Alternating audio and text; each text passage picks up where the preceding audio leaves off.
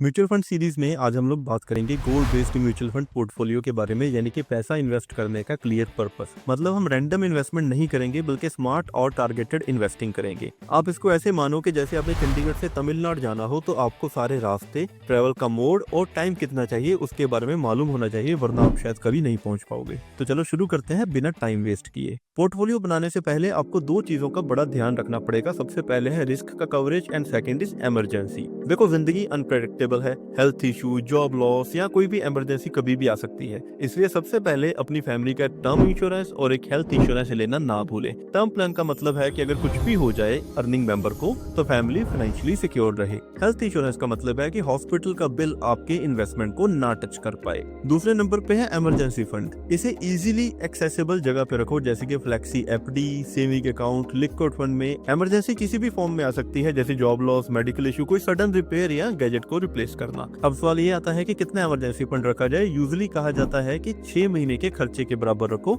लेकिन मैं कहता हूँ कि अपनी फैमिली के साथ बैठिए, जॉट डाउन कीजिए कि आपको किस सिचुएशन में कितना पैसा चाहिए हो सकता है और उसके आसपास इसको बनाना शुरू कर दीजिए। To summarise the first step, term insurance, health insurance and emergency fund. और अब आप रेडी हो अपना म्यूचुअल फंड का पोर्टफोलियो डिजाइन करने के लिए। तो ये वीडियो अब से शुरू होता है। पोर्टफोलियो बेसिकली एक व्हीकल होता है जो कि आपको फाइनेंशियल गोल्स तक पहुंचाने में हेल्प करता है। फाइनेंशियल गोल का मतलब किसी भी सपना जिसके लिए आपको पैसे के थ्रू अचीव करना हो। इसको हम डिफरेंट लाइफ सिचुएशन के थ्रू समझेंगे, जिसके थ्रू आप भी अपना पोर्टफोलियो डिजाइन करना सीख पाएंगे। सबसे पहली सिचुएशन हम लोग लेंगे एक न्यूली मैरिड कपल की, जो चाहता है 10 साल के बाद उनका अपना घर हो 1.5 करोड़ रुपए का। एक एग्जांपल हम लोग लेंगे एक फादर की, जो कि अपनी बेटी की हायर एजुकेशन को फंड करना चाहता है, जिसके लिए उसे 25 लाख रुपए चाहिए 8 साल के बाद। तीसरी सिचुएशन हम लोग लेंगे एक 40 साल की लेडी की, जो कि 5 साल के बाद 25 लाख रुपए चाहती है अपनी गाड़ी को अपग्रेड करने के लिए। देखो, इन सभी का गोल अलग अलग है, लेकिन आप 3 कॉमन पॉइंट देख पा रहे होंगे।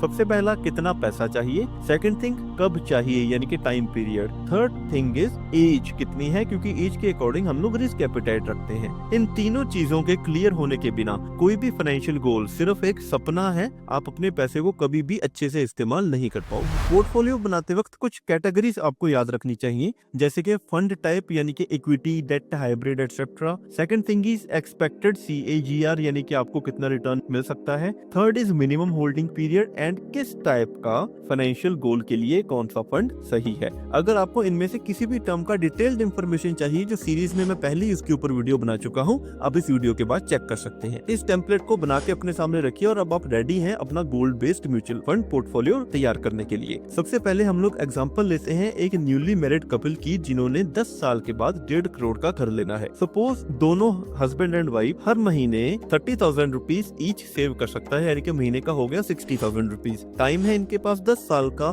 और इनकी एज है लेट 20s में, यानी कि 26, 27 या 29। अब हम जिस मेथड का इस्तेमाल करेंगे उसे कहते हैं रूल ऑफ एलिमिनेशन। इसमें हम सही फंड को सिलेक्ट करने की बजाय गलत फंड को एलिमिनेट करते हैं, बहुत ही इफेक्टिव मेथड से। तो चलिए शुरू करते हैं। सबसे पहले हम लोग फंड लेंगे कैटेगरी ऑफ फंड्स में से डेट फंड। इसे हम अवॉइड करेंगे बिकॉज काफी लंबा टाइम है और डेट का रिटर्न गोल को पूरा नहीं कर पाएगा। Second thing is small cap fund. बहुत ज्यादा रिस्की है, बहुत ज्यादा वोलेटाइल है, इसलिए हम इसे सिलेक्ट नहीं करेंगे। Third is thematic funds. ये एक सेक्टर के ऊपर डिपेंड करता है, जिसकी वजह से बहुत ही ज्यादा रिस्की हो जाता है। अगर आखिरी सालों में उस सेक्टर में कोई गिरावट आ गई तो सब कुछ खत्म हो जाएगा। Fourth option is large cap fund. Stable, long term के लिए रिलायबल, इसको हम टिक कर सकते हैं। Fifth option is mid cap fund. थोड़ा सा रिस्की है, लेकिन 10 साल के टाइम में वोलेटिलिटी को खत्म करके अच्छा रिटर्न देगा। सो कपल डिसाइड करता है कि एक SIP होगी लार्ज कैप में, दूसरी SIP होगी मिड कैप में। अब मान के चलिए कि इनको 10% का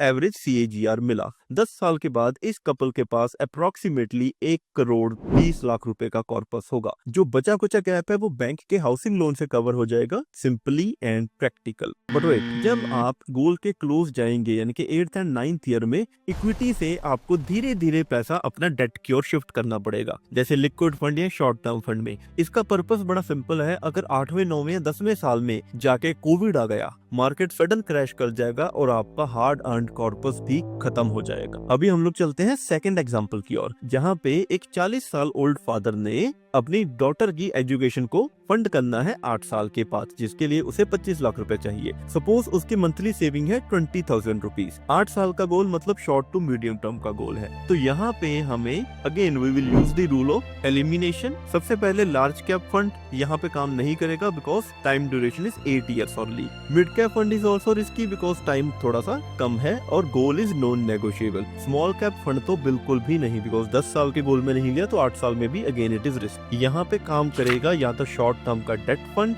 आर्बिट्रेज फंड या हाइब्रिड फंड जो कि एक बैलेंस होता है इक्विटी एंड डेट का। तो हम लोग एक हाइब्रिड फंड को लेके चलते हैं जिसमें 20 to 25% एक्सपोजर रहेगा इक्विटी का, बाकी एक्सपोजर रहेगा डेट का। अगर एवरेज CAGR 7% की भी आई तब भी कंफर्टेबली ये गोल अचीव हो जाएगा बिकॉज 8 साल के बाद उस फादर के पास नियरली 25 लाख रुपीस होंगे। इसी तरह से थर्ड सिनेरियो में कौन सा फंड बेस्ट रहेगा आप कैलकुलेट करके जरा हमें कमेंट में बताएं, इससे आपकी प्रैक्टिस होगी before you are making a portfolio for yourself. लेकिन ये सब करते टाइम में हमेशा 2 इंपॉर्टेंट लेसन माइंड में रखिएगा। सबसे पहले जो भी रिटर्न रहेगी आप उसे हमेशा कंजर्वेटिव एज्यूम करेंगे, यानी कि आप थोड़ा सा कम एज्यूम करेंगे, जो ज्यादा मिला वो आपका बोनस है। उसके बाद इक्विटी का रिटर्न कभी भी लीनियर नहीं होता, हो सकता है पहले 2-3 साल ये बड़ा स्लो रहे फिर एकदम बूम कर जाए, लेकिन आपने कंसिस्टेंटली इन्वेस्ट करते रहना है। SIP डिसिप्लिन और पेशेंस का गेम है। अगर आपने पूरे म्यूचुअल फंड सीरीज को फॉलो किया है